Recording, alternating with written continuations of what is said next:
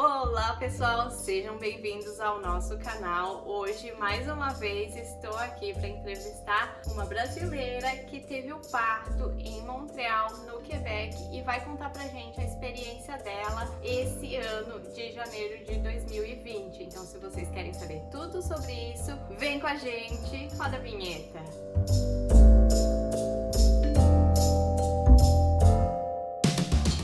Antes de mais nada, lembre-se de se inscrever aqui no canal, dar o joinha, compartilhar com a sua amiga que precisa saber dessa informação e comente aqui embaixo quais dúvidas você tem a respeito desse assunto também, e numa próxima oportunidade a gente pode gravar mais um vídeo respondendo as dúvidas de vocês. Então, para começar, Pri, quero te agradecer pela disponibilidade e de compartilhar a tua experiência e o teu conhecimento aqui com a gente. E eu queria que tu me contasse qual o status que tu chegou em Montreal grávida. Então, eu sou estudante internacional até hoje. Quando eu descobri que eu tava grávida, eu tava no processo de imigração pra cá. Eu tava esperando o meu visto de estudante. Então, eu tinha acabado de aplicar, eu acho que tinham 2 semanas que eu tinha feito a aplicação. E daí eu descobri que tava grávida, então eu não tinha seguro saúde. Então, tu chegou aqui e teve que fazer um seguro que não cobria o parto, foi isso? Basicamente. Eu descobri, com todo esse processo, é que nenhum seguro cobre gravidez pré-existente. Então, se eu tivesse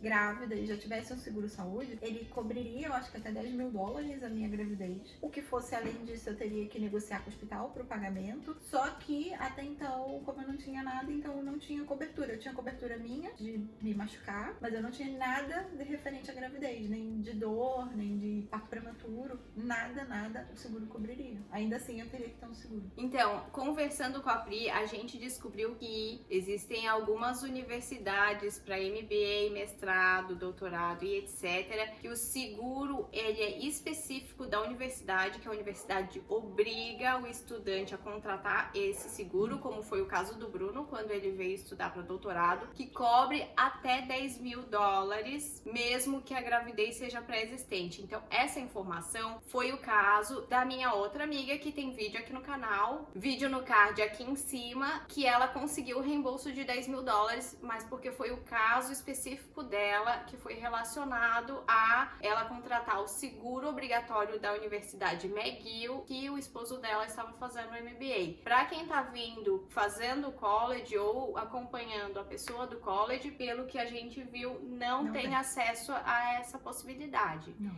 Então é importante realmente pesquisar a respeito sobre a sua situação específica. Na verdade, você só teria, de qualquer forma, se você tivesse o seguro antes da gravidez. Se eu tivesse feito, como eu cheguei aqui em agosto, se eu tivesse feito o seguro em agosto e tivesse grávida e logo em seguida descobrisse a gravidez, eu estaria coberta e não teria problema. Tá, então, Pri, conta pra gente como é que foi chegar aqui em Montreal grávida, como é que foi a tua experiência em relação a isso, quantas semanas tu tava de gestação, como é que foi o teu percurso? Então, foi uma aventura, né? A gente na verdade, como a gente não sabia se o visto seria aprovado, então a gente esperou pra saber o que aconteceria e eu segui com todos os exames do Brasil. Eu saí do Brasil, acho que com 23 semanas, que foi logo em seguida de uma ultra morfológica, que é super importante do bebê. Como ele tava saudável, tava com peso normal, eu tava bem saudável, tava tudo bem, então a gente decidiu vir e que ele nascesse aqui, mesmo sabendo que a gente teria todo o custo extra. Foi bem uma aventura, porque eu tava começando a estudar, começando o college, e aí tinha toda a coisa do procurar médico, achar hospital, conseguir informação, que eu acho que o mais difícil quando a gente tá grávida aqui é conseguir a informação correta, porque nem todos os lugares vão te atender no telefone, você tem que ir pessoalmente,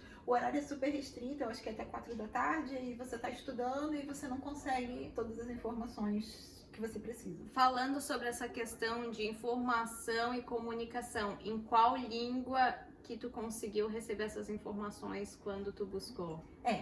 Normalmente aqui a primeira língua é o francês, né? Eles vão te atender em francês. Mas como eu não falo francês, eles já me atendiam em inglês. Que bom. Automaticamente. Hospital, médico, clínica, todo mundo me atendia em inglês. Então, não era uma barreira não falar o francês. O problema seria se eu não falasse o francês nem o inglês. Aí eu teria que ter alguém para me acompanhar nas consultas. Legal, mas bom saber que com o inglês você consegue se virar. Se vira bem. Eu consegui a clínica. Na verdade, assim que eu cheguei, eu consegui o contato de uma doula, que é a Gisele, e ela me ajudou. Ela me deu muita informação. Então a Gisele me indicou uma clínica chamada Gineco La Salle, que foi aonde eu consegui o atendimento médico. Porque o que acontece? Quando você chega, o médico, quando você liga procurando um obstetra, um ginecologista obstetra, ele fala assim: não, esse médico não aceita paciente novo. Mas aí o que você faz? Não faz, vai pra outro. E em seguida, o médico, quando você tá com 25 semanas, que era o meu caso, ele tem todo o direito de não aceitar uma gravidez avançada, que eles chamam. Então você também não consegue o médico. Nessa clínica de ginecologia, eles simplesmente aceitam as pessoas, e foi o meu caso. Não era o melhor atendimento do mundo, os médicos te atendiam em 5 minutos, era uma consulta super corrida, mas eu acho que é normal aqui, né? Então foi o que eu consegui. Foi a melhor coisa que eu consegui. Não, mas é bom saber, porque essa também foi uma dificuldade da Nayara na primeira gravidez dela. Ela chegou com a gravidez pré-existente e não encontrava um médico para fazer o acompanhamento e o parto dela. Isso acontece mesmo. Assim que eu consegui a clínica me custou $3.700 e eu tive que pagar à vista em dinheiro pra eu conseguir a primeira consulta médica. A primeira consulta médica, cada uma custou 150. A primeira consulta foi 150. As consultas seguintes, cada uma custou $50. Sempre em dinheiro. Eu não tinha opção de pagar em cartão de crédito. Então foi 3.700 mais os 150 mais 50. Sim, só que quando você tá grávida, já mais avançado, você tem uma consulta a cada 2 semanas. E aí quando você bate o último mês de gravidez, você tem uma consulta toda semana. E aqui as clínicas te acompanham até 38 semanas. Depois disso, você vai ser acompanhada no hospital. No meu caso, o Max nasceu em janeiro e ele nasceu com 40 semanas. 40 foi. Então, as 2 últimas semanas eu não tive atendimento médico. Como era Natal e Ano Novo, eles estavam de recesso. O hospital me disse que em qualquer emergência que eu aparecesse lá pra fazer o parto. Mas eu não tive emergência, então eu esperei até a segunda-feira útil pra que ele nascesse. Falando sobre parto, essa é a pergunta que não quer calar para todas as pessoas do Canadá e que tem uma questão aqui em Montreal específica. Qual foi o parto? Foi Tadaratã! cesariana.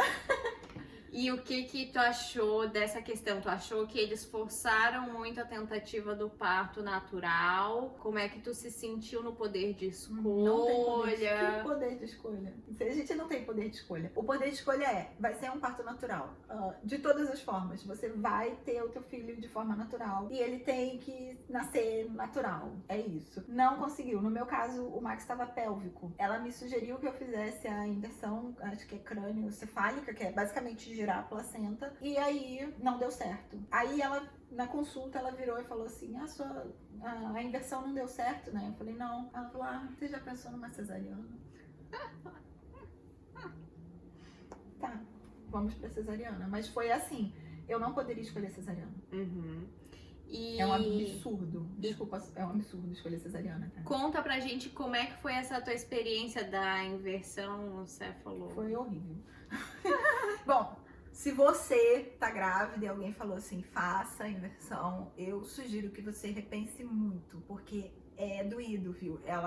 Basicamente, ela gira a tua placenta com gel e vai girar na base da força. Eu fiquei muito mal e eu odiei, é uma experiência horrorosa que se eu tiver que passar de novo, eu não faço. Não faria nunca mais.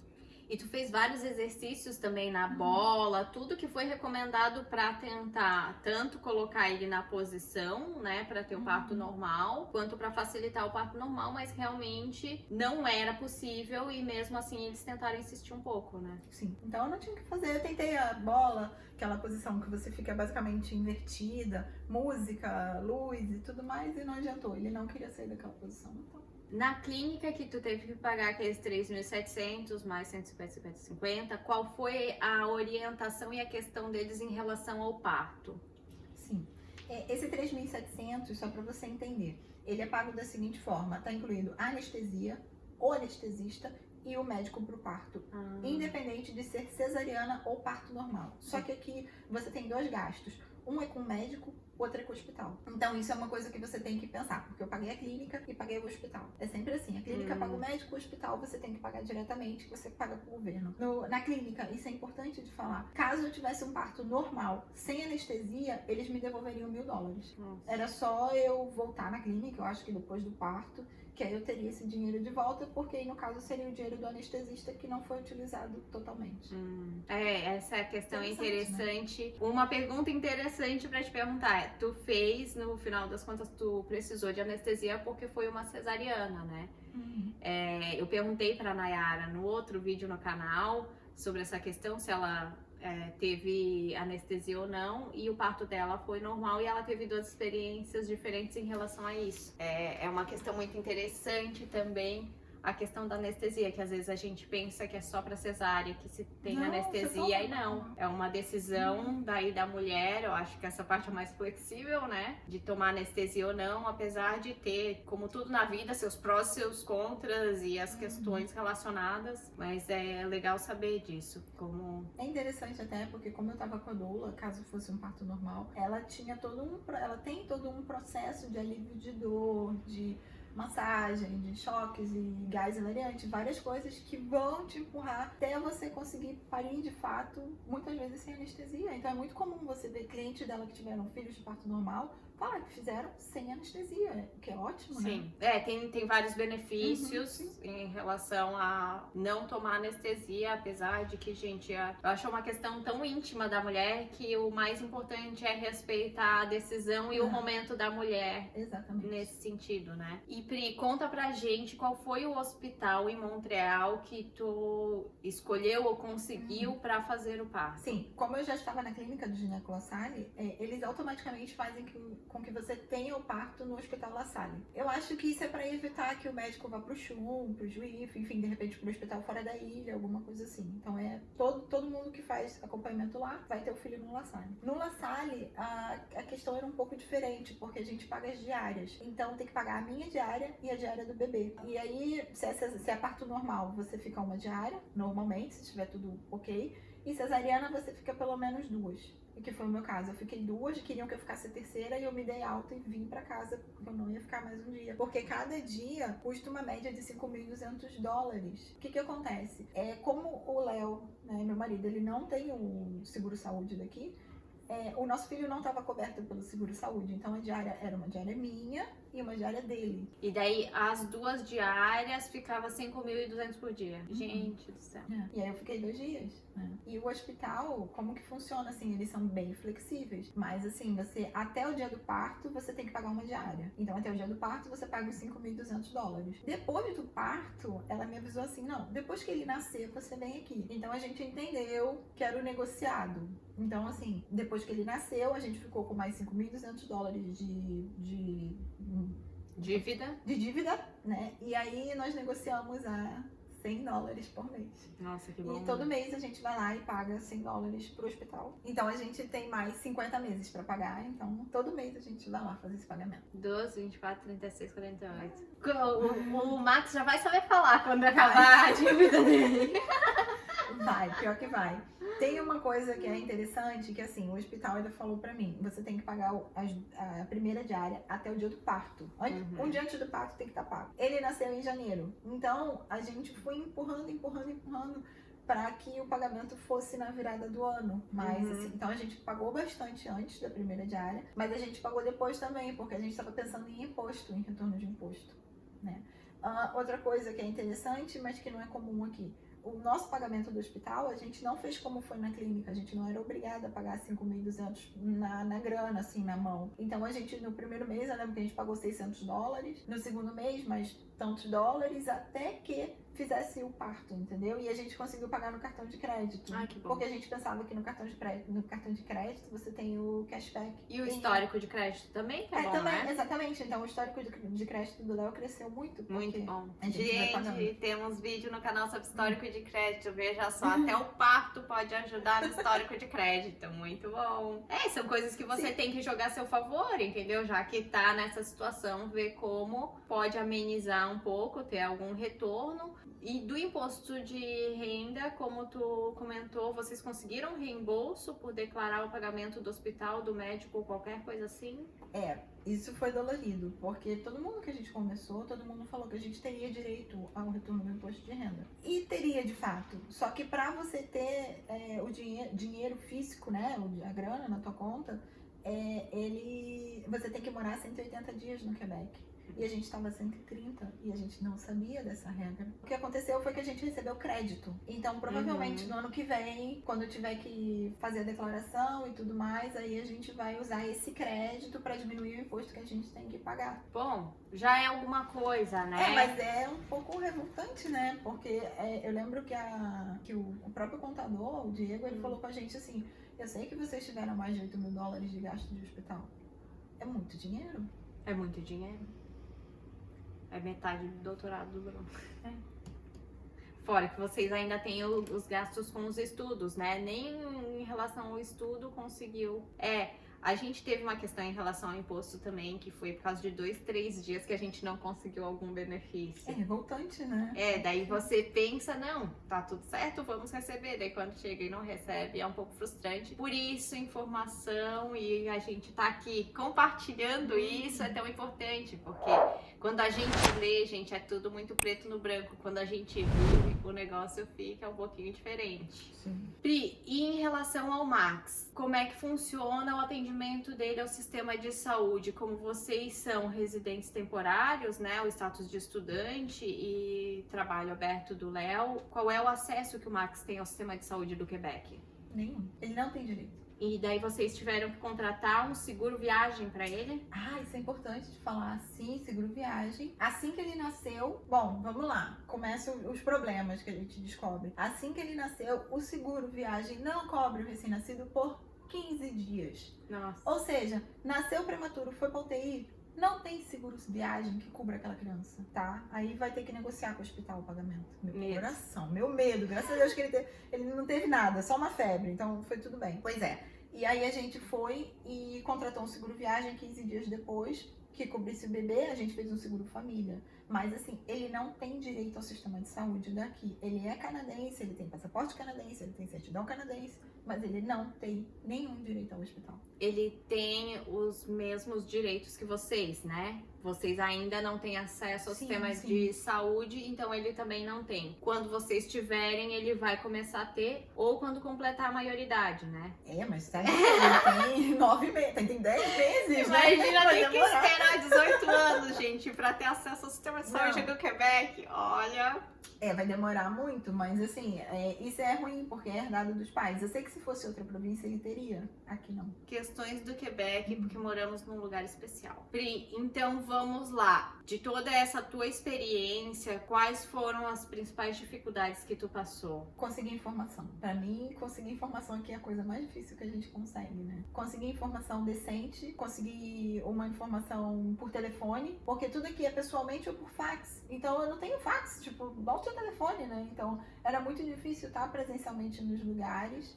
E até para fazer exame, eu precisei fazer um exame de sangue, e foi uma coisa assim extremamente enrolada, porque nem quem tá dentro do hospital sabe como funciona o processo, então é complicado, isso é enrolado. Mas assim, na questão do parto, eu acho que o mais difícil foi ter a grana, sabe? Você se descapitalizar do teu dinheiro que tá no Brasil, ou do dinheiro que tu trouxe aqui pra te segurar por um ano, pra você ter o aporte financeiro ali pra poder pagar o que você precisava. E quais são as dicas que tu daria pra quem vem na mesma situação que tu? Então, eu diria assim, pesquisa bem o hospital onde você vai ter seu filho. Teria num hospital que não te cobre tanto, porque eu sei que o La Salle permite que você pague diárias separadas e permite que você negocie depois do parto. Assim como o CHU e o DUIF, eles te pedem 16 mil dólares antecipado. Ou seja, nesses hospitais, você paga antes do bebê nascer. Eles vão te devolver o dinheiro, caso você fique uma diária, seja um parto normal, né? E todo mundo esteja saudável e você saia do hospital. Mas em contrapartida, caso você tenha outros problemas, eu não sei como é que eles vão fazer, assim. Então, isso que é na mesma cidade, né, Pri? Sim, A mesma cidade tem diferenças em relação a como os hospitais cobram dos imigrantes que não têm acesso ao sistema de saúde. Mas pra pesquisar bem o hospital na cidade que a pessoa vai. Mas eu acho que, sei lá, se desse pra pessoa ir pra outra província, quem sabe também seria... É uma coisa que eu queria muito, era ter um parto com parteira na casa de parto. Mas eu não tenho acesso à parteira. Estudante internacional não tem acesso. E eu teria que fazer fora da ilha, e, enfim, aí seria uma coisa complicada, porque caso o bebê não nascesse de parto normal, eu teria que pagar a parteira e o hospital, então... Sim. a gente preferiu na ter no hospital. Na falta de certeza, Sim. assim, né? Na insegurança. Quais outras dicas que tu daria para as pessoas, assim? A primeira é pesquise bem onde você vai ter seu filho, assim, eu acho que isso é mais importante para que você consiga ter todas as informações. A segunda é que o médico aqui, ele se acha Deus, então ele sempre vai te tratar meio assim. Difícil são os médicos que são legais, assim, eu acho que eu tenho só a pediatra dele. Mais humanizado. É, assim, mais né? humanizado, porque a maioria não é, eu não sei porquê. E nesse sentido, tu indicaria o acompanhamento com a doula também? Seria uma dica que tu daria para as pessoas? É legal, porque assim, a doula, no caso da Gi, ela me adiantou muito o caminho, sabe? Que eu tinha que fazer, os custos, ela conseguiu levantar, me ajudar com os valores que eu teria que pagar, ela conseguiu descobrir quanto custaria. Porque às vezes o difícil é isso, você conseguir descobrir, né? Isso é Ela muito... me botou no lugar certo, né? Sim, mas é muito engraçado isso que por mais que você busque informação, leia e pergunte às vezes, eles não te falam quanto vai ser porque eles não sabem. Sabe o que eu achei engraçado? Quando eu fiz o procedimento de girar a placenta, eu liguei pro hospital e eu já conheço a mulher que eu fiz no hospital La Salle, né? Tô perto do hospital, então fiz tudo lá. E eu conheço a moça da parte financeira, que é a Tânia, de tanto que eu já fui lá conversar com ela. E aí eu falei, Tânia, quanto custa? Aí eu lembro que ela me falou assim, é $350, 300 e poucos dólares. Eu falei, tudo bem, me falaram que era 700, tô no lucro, né? Quando eu entrei na sala pra fazer o procedimento, a médica me perguntou assim, você tem seguro de saúde? Eu falei, não. Ela falou, então você tem que me pagar mais $400. Aí eu pensei, oi? De onde eu vou pagar esse dinheiro? Tipo, a sorte é que no hospital sempre tem um caixa eletrônico, então é por isso que esse caixa eletrônico tá lá. E aí eu lembro que eu liguei pro Léo, falei, Léo, tu pega o dinheiro e traz aqui na sala onde a gente tá, que tem que pagar a médica. E a médica ficava me cobrando, cadê o dinheiro? Cadê o dinheiro? Cadê o dinheiro? Gente, que situação. Que situação, tipo, eu não vou fugir, desagradável, sabe? E ficou nisso. Assim. Gente, então eu acho que é isso, né? Gostaria de agradecer a Pri pela entrevista e participação. Ela tem mais um monte de coisas e dicas pra contar pra vocês, só que isso só vai acontecer se tiver muita curtida, muito compartilhamento, comentários aqui embaixo. Então, é isso aí, pessoal. Muito obrigada, Pri. Nada, foi um prazer. Nos vemos no próximo vídeo. Valeu!